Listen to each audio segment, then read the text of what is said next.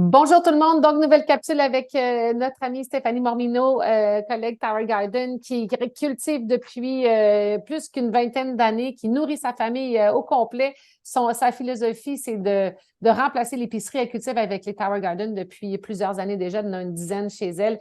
Et sa stratégie, c'est vraiment planter par intervalle, maximiser la production de ces tours justement pour éviter l'épicerie. Et ils sont une famille de 5. Allô, Steffanie? Et je vous rappelle qu'elle a, pour ceux qui ont regardé les autres capsules, vous êtes au courant, elle a lancé son e-book avec tout ce dont on parle dans nos capsules et bien plus pour chacune des variétés des différents légumes et fruits qu'on peut faire pousser dans la tour. Vous avez toutes les informations dans son e-book en français avec des belles photos aussi et même des recettes. Donc, le lien est dans la description du vidéo. Il y a la version anglophone ou la version francophone que vous pouvez choisir. Et quand vous achetez le e-book, on vous propose pour quelques dollars de plus le journal de bord. Où est-ce que là, vous pouvez prendre tout, il est en français aussi, à la version anglaise, version francophone, où est-ce que vous pouvez prendre en note tout ce dont vous avez besoin de savoir et pour bien suivre l'évolution de vos pousses dans la pouponnière, de vos plants dans la tour, qu'est-ce que vous avez mis où, ce que vous avez à faire comme entretien et tout et tout. Bref, ça, il est épais parce que c'est pour tous les mois de l'année et toutes les semaines aussi. Donc, c'est intéressant d'avoir ce journal de bord-là pour savoir où est-ce qu'on en est. Donc, aujourd'hui, on va parler des haricots, des pois, des poireaux, des oignons verts, et des céleris aussi. Donc, ce sont tous des choses qui sont super faciles à faire pousser dans la tour. So, beans, peas, leek, green onions and celery. It's kind of easy to grow in the tower, right? Inside? Yeah.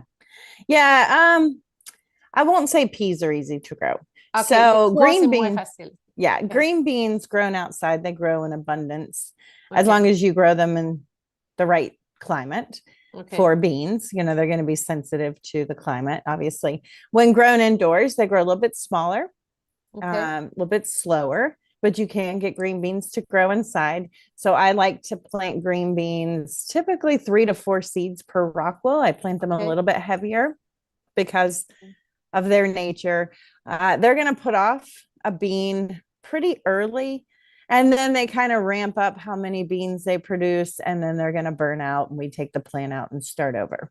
Okay, so on va mettre 3 to 4 seeds to start, and then it's going to grow for how long, you said? It depends on the varieties. Okay. So what beans will do, though, is because of the lights in the towers and just beans in general, they're going to start flowering pretty early. Okay. And then they'll produce a couple of green beans. So you'll maybe get, 5, 6 green beans. And then they're going to produce a second flush of green beans. And then after the second flush, I usually replace the plant. Okay. Donc, 3-4 graines pour les haricots verts, exemple, et ça va pousser, ça va faire 5-6 haricots et ça va reproduire une autre série aussi. Puis après ça, ça va rapidement, finalement, s'en aller vers sa fin de vie. Donc, à ce moment-là, elle va le remplacer tout de suite, puis elle va en mettre des nouveaux. Bon, à l'intérieur, donc, c'est ça, ça pousse plus lentement et en moins grande abondance qu'à l'extérieur. So, there are green beans and yellow beans, right? Yeah, you just want to make sure you are getting bush beans. Don't get a vine bean. OK, donc on achète... OK, donc on achète les fèves, les graines bush et non pas à vigne. Donc, en français, là, je ne sais pas comment ça va être écrit, là, mais pas les fèves à vigne, mais plus les fèves à bush. Bush, c'est comme un petit arbuste, finalement. Là. Okay, so it's written bush or vine. Yeah, it's usually written bush or nothing, or just beans. So look specifically for bush. OK, ça va être soit écrit juste des beans, des fèves, ou ça va être marqué bush beans. Donc, si c'est marqué juste fèves, prenez pas ceux-là, prenez celui qui c'est marqué bush beans, parce qu'on les voit souvent en anglais, là. Yeah, and I'm sorry, I misspoke earlier. Do 2 to 3 seeds. Okay, 2 à 3 graines, pas 3 à 4. Yeah, when we get more than that, there's not room in the rock wool for them. Okay. So with those, just know they'll produce for a while, and then we just need to replace the plant. Okay. They like a lot of light and space, so I tend to grow them in the middle of the tower, so that they're not shaded out, so that they have their own space. Ils ont besoin de beaucoup de lumière et d'espace, donc elle va les mettre surtout au milieu de la tour parce qu'ils vont avoir comme plus d'espace. And And to have like enough to eat, you need like many parts of beans, right? Yeah. So that goes back to if we have one tower, Mm-hmm. beans are probably not a great option because one grow port full of beans may only give you 6 beans a week. You know, it could be really small amount. Donc, c'est ça. Donc, ça revient au principe de quand vous avez juste une tour, ça vaut pas la peine de faire les haricots parce que ça va vous produire peut-être 5-6 haricots par semaine. Donc, au niveau de la quantité de production, c'est pas maximisé. Mais bien sûr, si vous avez plus qu'une tour, ben là, ça peut être intéressant de concentrer quelques trous pour les fèves, tout dépendant encore là de la quantité que vous mangez. Because I've heard in one of your video, for what you need, you have like at least 10 quarts of beans, right? And those were peas. And so, okay. Yeah. And right now I have, I keep about 6 green beans growing at all times and interval planted. Okay. Donc, à peu près 6 plants de beans. Yeah. Right? Beans are a little bit, haricots. You can get away with a little less plants than you can with peas. Now, peas are a whole different thing. So a pea is a vine. Okay. Donc, so les pois, c'est autre chose. C'est une vigne. So when I'm growing those outside, I need to plant a lot to get enough peas to justify growing them. So again, that's when for someone who has many towers or more than one tower and wants to grow those. But there is an option for indoors. OK, donc c'est ça. Pour l'extérieur, encore là, ça c'est des vignes, donc ça en prend encore là beaucoup pour avoir les haricots. Mais à l'intérieur, il peut avoir. So you have a solution for indoor? Yeah, so I see people grow vining peas. So a pea is a vine. Okay. And I see them grow them indoors. So they can grow indoors, but it's a vine. It's going to take up a lot of space and you're going to get very little food. But there's a variety of pea that is a bush pea. And so we can grow a bush pea. I think it's called Little Tom is the variety I'm growing. And that one is an option to try for indoors. OK. Donc, à l'intérieur, c'est des vignes. Hein, les pois, c'est des vignes. Donc, ça va prendre beaucoup d'espace et tout ça. Donc, il y a une variété qu'elle prend à l'intérieur qui est plus comme un bush. On revient toujours au mot bush. Hein, c'est comme un petit arbuste, finalement. Ça va être plus compact de pois. Puis, la variété qu'elle utilise, c'est Little Tom. Because do you grow sugar pea? Because it grows kind of easily in the tower, the sugar pea? Yeah, but that's a vine. That's a vine too, right? Yeah, sugar peas are a vine, sugar snap peas. Sugar snap pea, yeah. Okay. Yeah, and those are the ones we want to grow. Like an actual pea that you would shell, we're never going to get enough to do that. It's not even worth it. So the sugar snap peas are the ones we're talking about. And a sugar snap pea is actually just an immature regular pea. Okay. That has a better flavor and texture. Ouais, le sugar snap pea, c'est ça qui est comme le pois sucré, tu sais, qui est un peu... Parce que les pois qu'on va ouvrir puis qu'on va me ranger le pois comme tel, là, ça, dans la tour, ça vaut pas la peine, ça en prendrait vraiment beaucoup trop. Donc, c'est plus vers les sugar snap pea qu'on va aller, qui va être les pois plus compacts, là, qu'on va finalement manger, puis qui va être like a little bit sweeter. Ils sont un peu plus sucrés. Donc, so sugar snap pea, that's good to grow in the tower. So we won't have that many. No, you're not going to get very many. And it's a vine. So it's going to take over inside your house. Okay. It's going to take over your tower and shade other things. And you're only going to get a little bit of food off of it. Okay. So I guess it depends. Again, it goes back to what is the most important for us. It's like replacing the grocery store. So we focus on those fast things. Okay. With peas, I have some varieties. If you wanted to grow peas indoors, there's a Patio Pride. Patio Pride? Yeah. Okay. Tom Thumb. Thumb? Like thumb? Thumb. Okay. Okay. Little Marvel. Little Marvel. And Province pea. And so those are considered container varieties. So I'm doing 2 seeds per rock wool. Okay. And those are going to grow like a bush. And they're going to produce little peas. And that will give you a better option. Okay. Again, these are not going to be super prolific. So we have to decide, is it worth growing them? And it may be worth trying if you love peas to add to your salad, because it can add a lot of variety to meals. Okay. It's just the expectation needs to be there. C'est ça. Donc, c'est ça. Les sugar snappy aussi, ça doit être une vigne. Donc, ça prend beaucoup de place, ça prend beaucoup d'espace. Donc, ça devient un choix encore là, comme on a dit dans d'autres capsules. De quelle façon vous voulez maximiser votre tour? Si vous voulez que tous les trous produisent, puis régulièrement, puis récolter régulièrement, ben, vous oubliez les haricots à l'intérieur parce que c'est plus long. Ce sont des vignes. Mais si vous voulez le faire quand même, il y a des alternatives qui sont plus intéressantes qu'elle vient de nommer. Donc, c'est des variétés qu'on appelle container, qui font plus un petit bushes, là, un petit plant, qui vont moins être en grande vigne. Il y a le Patio Pride, le Tom, T-O-M, Tom, Tom, le nom de quelqu'un, puis Tom, le pouce en anglais, T-H-U-M-B, Little Marvel, puis Province P. Mm-hmm. Ouais, OK. Donc, c'est ça. Vous regardez, ça revient au fait de regarder les variétés, puis prenez-en un qui est plus petit, bushes, finalement, qui va pouvoir vous produire, mais encore là, ça ne produira pas nécessairement en grande quantité, mais si vous voulez en avoir, bien sûr, ça pousse, là, puis vous allez en avoir quand même un peu pour pouvoir mettre sur vos laitues, dans vos salades et tout, mais ça ne sera pas des grosses productions. So we have to keep in mind that you will never have like hundreds of peas in your tower. Yeah. It can be that outside though.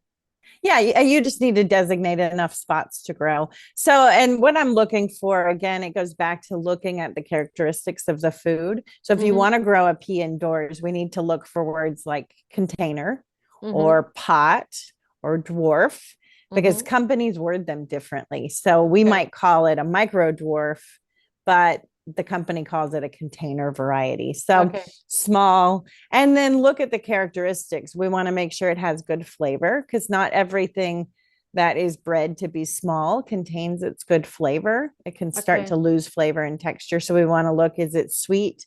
And then look for words like prolific, like it produces, and sometimes they'll tell you we'll produce 100 peas. Okay. And then it's done. And so we know, okay, this is going to produce a decent amount of peas, and then we're going to pull the plant out and start over. So this is a skill in learning how to read up on the plants and know what you're buying. C'est ça. Not all peas are the same. OK. Évidemment, il y a plein de variétés. C'est vraiment important d'aller choisir ce que vous voulez faire pousser. Et ça, dépendamment des compagnies, quand on parle de petits plants là, en bushes, il y en a que ça va être marqué container, d'autres, ça va être marqué dwarf ou micro-dwarf. Ça dépend des compagnies qui utilisent des différents mots. Puis après ça, il faut aller voir dans la description au point de vue de la saveur, parce que souvent, les variétés qui poussent justement en plus petit comme ça vont perdre au niveau de la saveur. Donc, c'est important d'aller voir qu'est-ce qu'ils ont décrit. Est-ce que ça va être plus sweet? Est-ce que ça va être plus sucré ou autre? Au niveau de la saveur, est-ce qu'il y a des pertes? Et d'avoir le mot prolifique aussi, c'est intéressant dans les descriptions, parce que ça va vouloir dire que ça va en produire plus, mais ça va produire une fois. Puis après ça, il va falloir changer de plant. So that won't be kind of varieties that you can just harvest and keep the plant over there and that will produce again. It would be just one time. Yeah, the vines will, growing outdoors, they'll produce and produce and eventually just burn out. But a lot of these smaller varieties, they'll tell you in the catalog, like one of the cucumbers we mentioned, it'll say we'll produce 20 white spineless cucumbers. So I know like that's all you're going to get out of this plant. And then we're going to turn it over. So we have to, if we want to get into more of these advanced produce, we really need to take the time to read up and find small varieties that produce quickly, and then we replace them and we keep turning it over. Quand on décide d'aller vers ces plants-là qui sont plus de l'agriculture avancée, on va dire, ben, c'est important de lire ce qu'on achète, parce que, bon, ceux-là dehors, ça va être des vignes, ça va produire et reproduire, mais à l'intérieur, ça va être marqué, dans la description, ça va être marqué, bon, tel plant va produire tant. En termes de nombre, ça va pas dire, je ne sais pas moi, 50 fèves ou autre. Eh bien, une fois que c'est produit, c'est fini, il faut changer le plan. Donc, à ce moment-là, on le sait, on se prépare, comme on a des semis déjà prêts pour quand on le sait que ça va être à maturité, qu'on va avoir récolté, on va avoir déjà un autre plan prêt à remplacer. Donc, il faut comprendre que là, ça va être vraiment à intervalles et ce n'est pas un plan qui reste là puis qu'on va récolter tout le temps là, des fèves. Donc, we have to know that it's going to be cycling. It's a cycle that we have to yeah, and it can be tricky because we can see people who grow peas on their tower indoors, the vining ones, and they look beautiful. but is it going to give us a decent amount of food? Yeah. Typically, it can look beautiful and you can get a little bit of food, but it also may shade out your lettuce and some of the other things. So there's better choices. C'est ça, c'est que oui, il y en a plusieurs qui font pousser à l'intérieur des haricots, des pois, sauf que, bon, oui, le plan est beau et tout ça, mais est-ce que ça donne tant de nourriture à manger que ça et les conséquences que ça va amener de l'ombre à voler dessus ou autre, versus qu'est-ce que ça va vous donner en termes de quantité de nourriture. Donc, c'est toujours à ça qu'il faut penser et finalement prioriser ce qui pousse le mieux. Et le plus rapidement là, dans la tour. Mais ça pousse, comme je vous dis, avec des, comme elle dit, avec des variétés précises qui vont être un peu plus bushy, comme on dit. So, and if we go with leeks, does it grow easily? So les poireaux, là, on parle des poireaux. Okay. Leeks are a very slow growing crop. So a leek can take 150 days to mature. That's a really, really, really long time. So I do grow them. I prefer to grow them outside because they do grow a little bit faster and they do great. It goes back to how much space do you have on your tower. Leeks may not be the best option, but when you do grow leeks, when I grow leeks, I will cut them and let them regrow a couple of times because they grow so small. So you can harvest a leek and harvest it 3 or 4 times before replacing it. Okay. And you put one seed or? I do 2 to, I did 2. I think I maxed out. I think 1 I did 3, but any more than 3, you're not going to get, I would say 2 is the ideal. Donc, les poireaux, oui, ça pousse. C'est un plant qui ça prend vraiment beaucoup de temps à pousser. On parle de 150 jours à l'extérieur. So it's 150 days outside. So inside, it's kind of longer than that. It could be even longer. Oui, c'est ça. C'est 150 jours déjà à l'extérieur. Imaginez, donc en dedans, c'est un peu plus long. Mais donc, ça revient encore au même. Là. Si vous voulez en faire pousser, ça pousse, mais ça va être plus long qu'une laitue. Donc, on va mettre, ça va être 3 to 4. I just noticed 3 to 4. It's 2 seeds. On va mettre 2 graines parce que ça prend quand même de l'espace. Et quand ça pousse, elle va le couper, elle va récolter, puis elle va le laisser pousser. So 3 to 4 times that you cut and let it grow. Like 3 to 4 times. C'est ça. Donc, elle va couper et récolter et manger, continuer à laisser pousser peut-être 3 à 4 fois là, avant de ensuite le changer. Donc, cet aspect-là, this is one, a good aspect is that it's not like one time you take it out, you can cut and it regrows. Fait que ça, au moins, c'est l'avantage. C'est pas juste un plant que vous sortez après 150 jours, c'est immensément long. Au moins, une fois qu'il a poussé et qu'il pousse, ben, vous coupez, vous récoltez, ça continue à pousser 3-4 fois avant de devoir le changer. And I have them growing inside. But again, that goes back to, can you... There might be faster, better options. OK, c'est ça. Il y a évidemment d'autres options plus rapides là, que de faire pousser des poireaux, mais sachez que ça pousse aussi. And you can put that, since it grows vertically, you can put that anywhere on the tower. Okay. Yeah, when I'm growing them outside in the summer, I grow them behind my tomatoes and they grow amazing all summer. Dehors, à les mettre derrière comme ces tomates, ça pousse avec la verticale, donc... ça pousse super bien à l'extérieur, mais à l'intérieur, ça pousse, mais c'est un peu plus long aussi. And green onions, would you say it's easier? So green onions are a great option. So we have green onions, scallions, kind of fall in that family. Scallions, I don't know, what is that? It's technically a green onion. OK, donc on parle des oignons verts, S-C-A-L-L... L-L-I-O-N-S. OK. Oh, that's oignon vert, OK. Yeah. C'est oignon vert. Bon. Des oignons verts, ça pousse super facilement. And that's smaller, right? Yeah, so they're going to grow green onions. You can even buy them at the grocery store and replant them. You can cut them and they'll regrow. Okay. I like to harvest the bulbs because that's where all the flavor is. And the lower we can cut it, the better. So I heavily seed those, like 10 seeds. And then instead of harvesting all of it and having to start over, what you can do is when they grow, you can take half of it and harvest half of it. Okay. And then the plant will continue to grow and produce. They kind of self-spread. And so you can cut the tops and let them regrow. You can harvest some and let the others stay in and regrow. Okay. Because when you cut the top, you mean the green part? Yeah, and you can cut a little of the white, but you need to leave most of the bulb. Okay, but that's what you want to eat, the white, right? Both. It depends. So Okay. Whether the nutritious part is Yeah. in the white, right? Yeah. Fait que c'est dans la partie blanche qu'il y a le plus de nutriments. Mais bon, là, premièrement, vous allez mettre une dizaine de graines dans la laine de roche et là, ça va en faire pousser plusieurs. Donc, vous pouvez, quand ça pousse, ben, vous les coupez et so you would cut half of it and then they will regrow. Fait, vous allez couper la moitié à peu près de tout ce bouquet-là qui va pousser et ça va continuer à pousser et à pousser. Vous pouvez aussi l'acheter, quand vous l'achetez à l'épicerie, ça peut se planter dans la tour. Je sais qu'il y en a qui l'ont fait. Donc, vous le coupez, puis dans le fond, le petit bulle de base là, avec les petites racines, vous pouvez le mettre dans une laine de roche dans la tour, puis ça va pousser très bien aussi. Donc, ça, un bouquet comme ça d'une dizaine de graines, vous coupez la moitié à la base et vous consommez, puis ça continue à pousser. So you can keep the same bouquet like for a while in the tower? Yeah, because they take about 60 days. They're not a super fast growing crop. Okay. So what we can do is grow them in the baby greens section. Plant 10. You can even do 12 seeds per rock wool. And then when you want to harvest them, you can harvest half at a time and maybe have 3 different ones growing. And that's going to keep you on a nice interval cycle where you can actually harvest it. Now, if you want green onions and you don't have a lot, you can cut them and there's still lots of nutrition in the green. And you can cut them pretty low so you can get some of the white. And let them regrow. So those are options. And then I would say start new seeds. And somewhere in the 4 to 6 week, if you eat a lot of green onions, like if you want green onions consistently, be starting new seeds and devote maybe 3 or 4 of those baby greens sections to.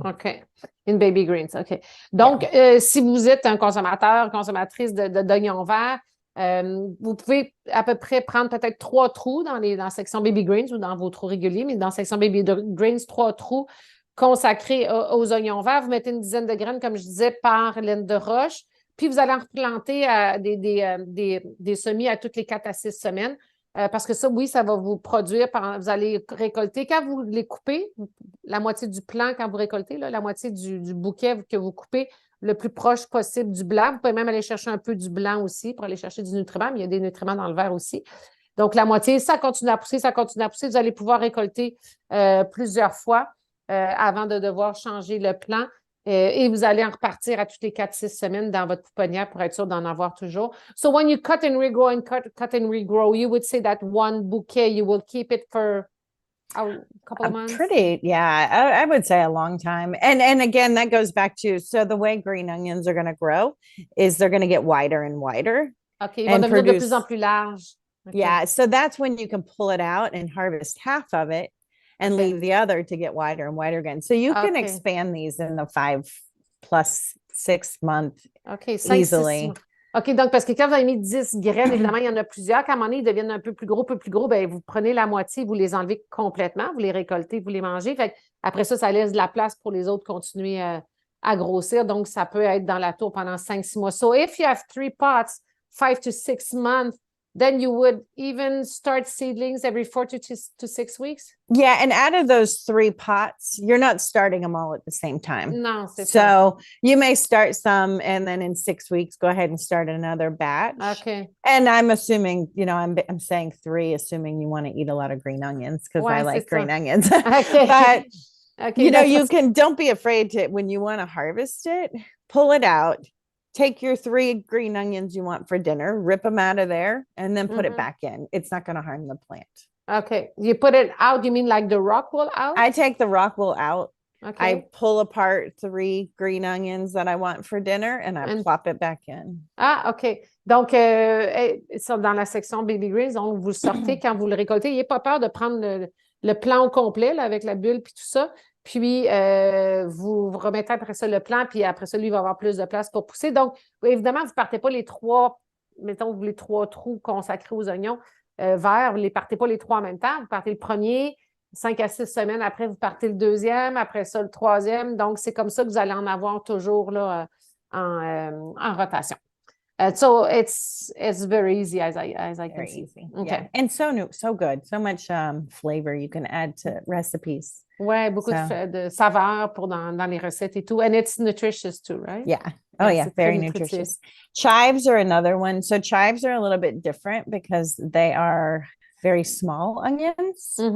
And so with a chive, it might even be an herb. I don't remember. Chive, chive, it's ciboulette. Yeah. Ciboulette. It looks like green onions though. Yeah, so it acts very similar to a green onion. So that's why I just kind of put it in that family. It grows the same. But with a chive, you're going to plant, again, maybe 10, 12 seeds. And then we're going to chop it. And we're eating the greens of the chive. And then we let it regrow. So you don't have to chop. You can chop just the amount you want for dinner. Okay. And it'll regrow. And if it gets really leggy and like bushy, you just chop the whole thing and I let it regrow. It's going to do the same as an onion in that it's going to get a little jammed up as they get bigger. So then you can take it out and rip half of it off and use it and let it keep growing. OK. Donc, la ciboulette, même principe, dans le fond, que les oignons verts, c'est plus petit. Mais une dizaine de graines encore là, vous les laissez pousser, vous coupez la partie que vous voulez, puis à un moment donné, quand ça devient peut-être trop gros, ben, vous coupez carrément tout le plant complet, puis il va continuer à repousser aussi. Puis si ça devient à un moment donné trop gros, vous pouvez enlever une partie comme avec les oignons verts également. Vous pouvez garder la ciboulette longtemps dans la tour. Though you can keep the same plant of chive in the tower left for months too. Yeah, months. Okay. Yeah. Même and those are the key with those is just make sure they're not getting too jammed up because they're going to expand.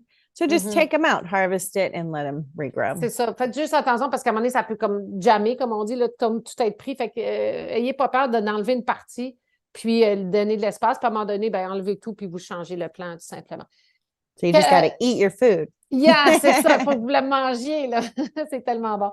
Et on va terminer avec les céleris. Les céleris qui poussent super bien dans la tour. C'est super facile aussi. Let's finish with celery. It grows so well in a tower. Right? I love it's one of my favorite to grow. Yeah, me too. And it's such a great crop to have because so many recipes call for celery and it's something many people have to go to the store because they need celery for their recipe. So I find that it really like elaborates a lot of recipes.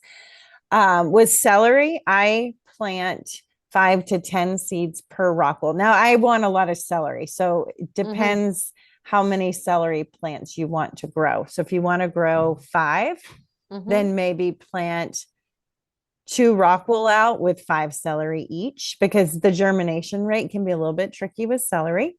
Okay. A little bit harder to germinate. Okay.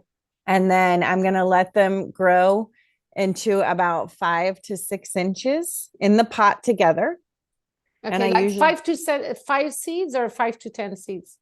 Well, I'm assuming your people aren't gonna. I say 10 because I grow so much celery. I would think 5 is. It really depends on if you want 3 celery plants. Okay. Plant 2 rockwool with maybe 3 each. So double the amount you want to grow. In the rockwool because the germination rate's a little bit tricky. OK, donc, exemple, 2 laines de roche, vous allez mettre à peu près 5 graines dans chaque. Tout dépend évidemment de la quantité de céleri que vous voulez manger, mais sont un peu plus difficiles à faire pousser, là, à germer. Donc, à peu près 5 graines dans chaque. So, about, let's say, 2 rockwool, 5 seeds in each. If you wanted, let's say you wanted 4 to 5 celery plants. Quand on veut 4 à 5 plants de céleri. All at the same time so that they can grow, everything grows at the same time. Yes. Okay. So what we're doing is multi-seeding our rockwool. And we're going to let them get 5-6 inches together. On va les laisser pousser jusqu'à 5 à 6 pouces ensemble. In the nursery, dans la pouponnière? In the nursery, they'll grow to about, until we have roots on all 4 sides. Avec toutes les racines tout le tour et en dessous, mais usually they will be 5 to 6 inches before they go to the tower? No. Okay. About 2 to 3 OK, à peu près 2-3 pouces environ, mais c'est surtout les racines tout le tour et en dessous. Et ensuite, on les met dans la section baby greens. Then we're going to put it in the baby greens section. Oui, puis jusqu'à temps qu'il soit à 5-6 pouces de haut dans la section baby greens. Puis là, vous allez avoir, you will have like 5 to 6 branches, right? Yeah, depending how many seeds you plant. Exactly. So right now I've got one that's got 2 and I've got one that's got 5 because germination's tricky. And so... We're back to Funny, it makes that the other day. It's like a Zoom glitch because I was listening to a podcast the other day and it's happening to other people out in the world. That's funny. So once they grow to about this, the size of my hand, then I separate them. So I I just rip my rockwool and I carefully separate each one. And I'm going to rip open a new rockwool, only halfway. You don't cut it in half, just open up one side. And I slide the roots in there. And then I give them their own grow port. Okay. So the rockwool is you put it in the water before, right? And then I just usually do it dry. Okay. Oh yeah. You can. It doesn't really matter. You can do it wet or dry. Okay. To me, it's easier to keep them from falling apart when they're dry. That's true, c'est vrai. Donc une fois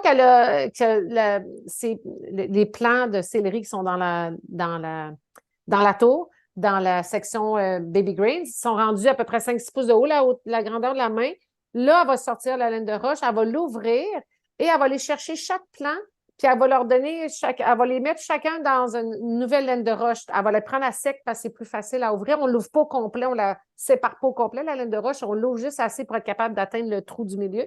Puis elle va faire attention en prenant la branche de céleri avec les racines. Elle va l'emmener dans sa nouvelle maison, dans une autre laine de roche qu'ensuite elle va mettre dans la tour. Puis ou même si la laine de roche est sèche, ça ne sera pas long qu'après elle va être mouillée là, avec l'arrosage, évidemment, dans la tour. Donc, on va faire ça avec les 5 pour en avoir après ça, pour que le céleri puisse bien pousser chacun dans leur trou. Then you will put them in a regular pot, or you still... Yeah, on va les mettre dans des trous réguliers.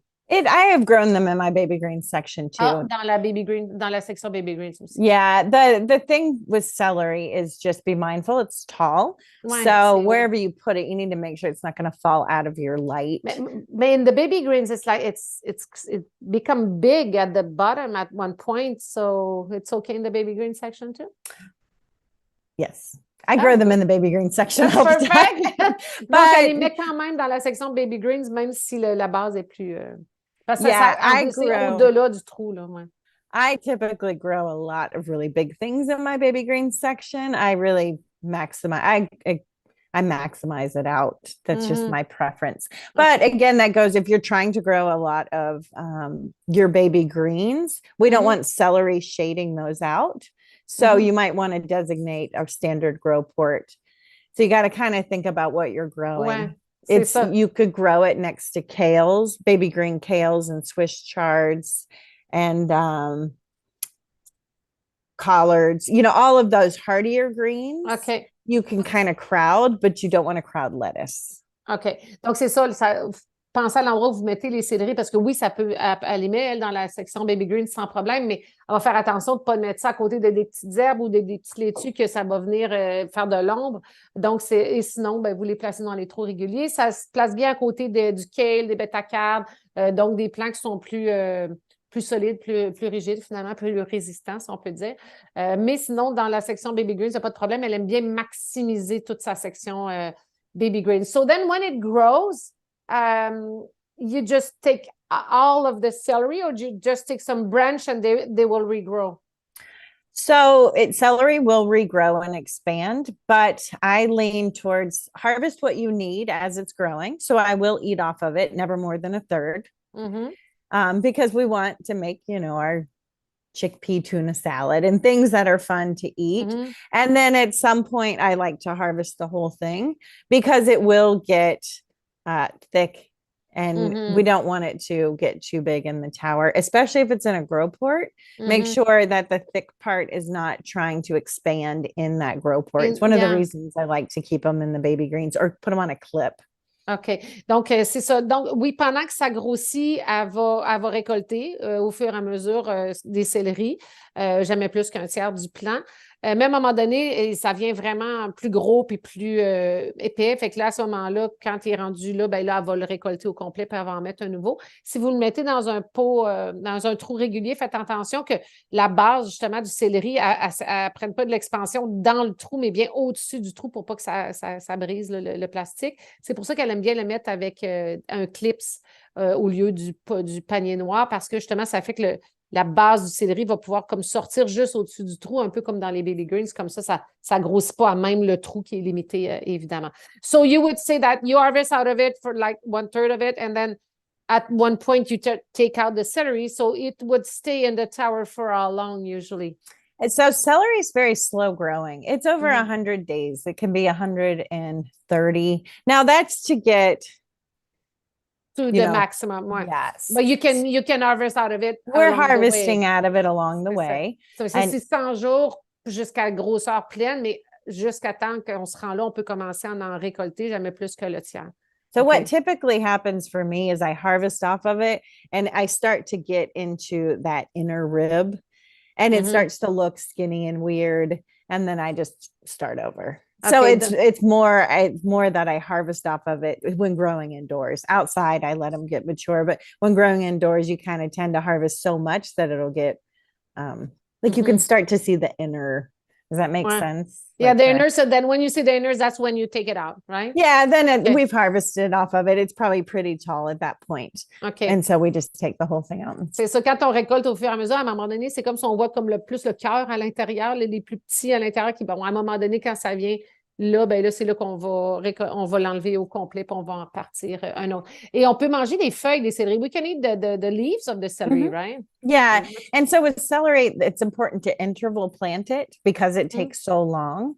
So make sure you're starting seeds every couple of months if you want to have celery full time. OK. Si vous voulez avoir du céleri full time, là, parce que c'est long à pousser, là, partez des semis à tous les 2 mois. Là.